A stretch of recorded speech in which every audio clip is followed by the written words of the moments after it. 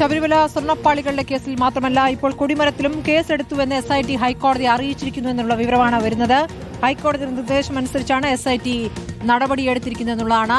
CV Prasad തുടരുന്നുണ്ട്. പ്രസാദ്, ഇപ്പോൾ കേസെടുക്കും എന്നുള്ള വിവരങ്ങൾ നേരത്തെ നമ്മൾ കൊടുത്തിരുന്നതാണ് വാർത്ത. കേസെടുത്തതായി ഇപ്പോൾ SIT കോടതി അറിയിച്ചിരിക്കുന്നു.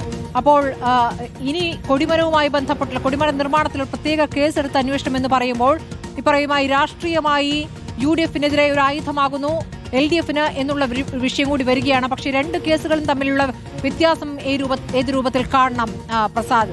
ഇതിൽ സ്വർണ്ണപ്പാളികൾ പുറത്തേക്ക് എടുത്തുകൊണ്ടുപോയി തിരിച്ചു കൊണ്ടുവന്നതിൽ സ്വർണം നഷ്ടമെന്നുള്ള കൃത്യമായ കണക്കുകളും തെളിവുകളുമുണ്ട്. കൊടിമരവുമായി ബന്ധപ്പെട്ട് ഈ അഭിഭാഷക കമ്മീഷന്റെ നിർദ്ദേശമനുസരിച്ച് കോടതി ഉത്തരവിന്റെ അടിസ്ഥാനത്തിൽ കൊടിമരം മാറ്റുന്നു എന്നുള്ളതാണ്. പക്ഷേ ഈ പുനഃപ്രതിഷ്ഠ എന്തിനായിരുന്നു എന്നുള്ള ചോദ്യം അവിടെ ഉയരുകയും ചെയ്യുന്നു. പ്രസാദ്, അത് തന്നെയാണ് ശ്രുതി ഏറ്റവും പ്രധാനപ്പെട്ട കാര്യം.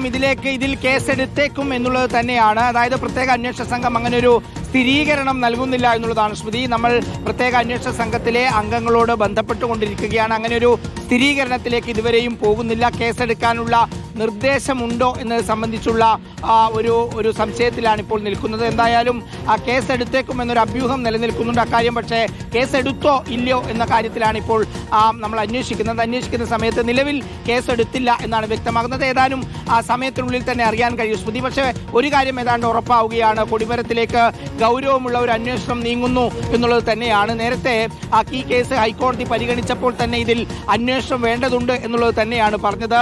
ഇതിൽ ശബരിമലയിലെ സ്വർണ്ണപ്പാളികൾ കൊണ്ടുപോയ വിഷയത്തിലും കൊടിമരത്തിലെ വിഷയത്തിലും ഇനിയിപ്പോൾ കേസുകൾ വരുന്ന സാഹചര്യം ഉണ്ടായിക്കഴിഞ്ഞാൽ ഉറപ്പായും അത് UDF-ന്റെ ഭരണസമിതിക്കും വലിയ പ്രതിസന്ധിയായി മാറും എന്നുള്ളത് തന്നെയാണ് ശ്രുതി. ഇതിലൊരു പ്രശ്നമുള്ളത്, ഇനിയിപ്പോൾ ശബരിമല സ്വർണ്ണക്കൊള്ള കേസ് പരിശോധിച്ച് നോക്കുമ്പോൾ അത് UDF LDF എന്ന വ്യത്യാസത്തിൽ ഉപരിയായിട്ട് ശബരിമലയിലെ ഈ പറയുന്ന കാര്യങ്ങളെല്ലാം കൊള്ളയടിക്കുന്നതിന് വേണ്ടി, അതല്ലെങ്കിൽ വലിയ തട്ടിപ്പ് നടത്തുന്നതിന് വേണ്ടി, രാഷ്ട്രീയത്തിനെല്ലാം ഉപരിയായി ശബരിമല കേന്ദ്രീകരിച്ച് ഒരു മാഫിയ സംഘം പോലെ ഒരു ടീം പ്രവർത്തിച്ചിരുന്നു എന്ന നിലയിലേക്കാണ് കാര്യങ്ങൾ വരുന്നത്. കാരണം ഇതിൻ്റെ എല്ലാം മറവിലൊരു ദേവപ്രശ്നം നടക്കുന്നുണ്ട്.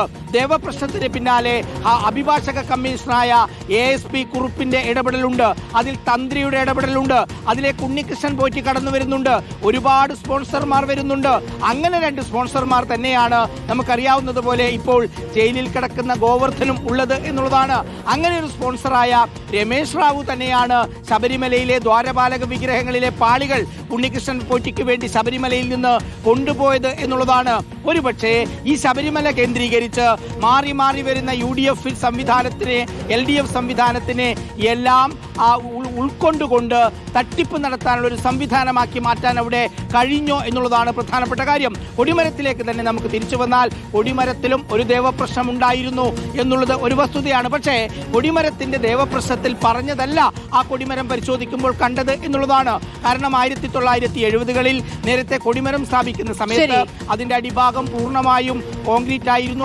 കൊടിമരത്തിൽ ഇപ്പോൾ പ്രത്യേക കേസ് എന്നുള്ള വിവരം അത് സ്ഥിരീകരിക്കാനാകില്ല എന്നാണ് ഇതുവരെ അതുമായി ബന്ധപ്പെട്ട കോടതിയിൽ നിന്നും തീരുമാനങ്ങൾ ഉണ്ടായിട്ടില്ല എന്നുള്ളതാണ് ഇപ്പോൾ നമുക്കറിയാനാകുന്നത്. നമുക്ക് നോക്കാം.